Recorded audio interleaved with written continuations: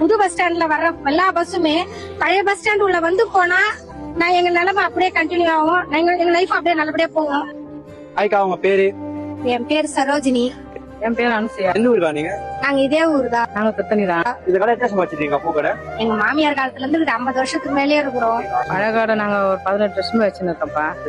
இப்போ bus stand வந்து அங்க மாத்த போறாங்களா புதுசா? இப்ப அதை மாத்திட்டாதான் எங்களுக்கு வேதனைப்பா. ஏன்னா அங்க மாத்திட்டாங்கன்னா எல்லா பஸ்ஸும் அங்க போயிடுச்சுன்னா எங்க நிலவரம் எப்படி தெரியல. இதை நம்பியே வாழறோம். பஸ் ஸ்டாண்ட் வர மாறுதுன்றாங்க, எங்களுக்கு ஒன்னும் புரியல. அங்க போனா ஒன்னும் வியாபாரம் இல்லை. ஏன்னா மார்க்கெட்டு, பூ மார்க்கெட்டு, காய்கறி மார்க்கெட்டு எல்லாம் இங்க இருக்கு. அங்க போயிட்டா இப்போ பைபாஸ் வருது இல்லீங்களா, இப்ப சென்னை, திருவள்ளூர் அந்த பக்கம் பைபாஸ்ல போயிடுது. காஞ்சிபுரம், அரக்கோணம் நேர் வழியில போயிடுது. வேலூர் அந்த பக்கம் போயிடுது. அப்ப மெயினா பெரிய பெரிய வண்டி, ஊருங்களுக்கு போற வண்டியில தான் எங்களுக்கு வியாபாரம். வெளியூர் போறவங்க வாங்குவாங்க. லோக்கல் ஆளுங்க வந்து அவங்களே செடிங்க வைக்கிறதுனால அவ்வளவு வியாபாரம் இருக்காது. இது வெளியூர் போயிட்டதுன்னா அந்த பஸ் எல்லாம் அங்க போயிடுச்சுன்னா எங்க வாழ்வாதாரம் ரொம்ப கஷ்டம் தான்.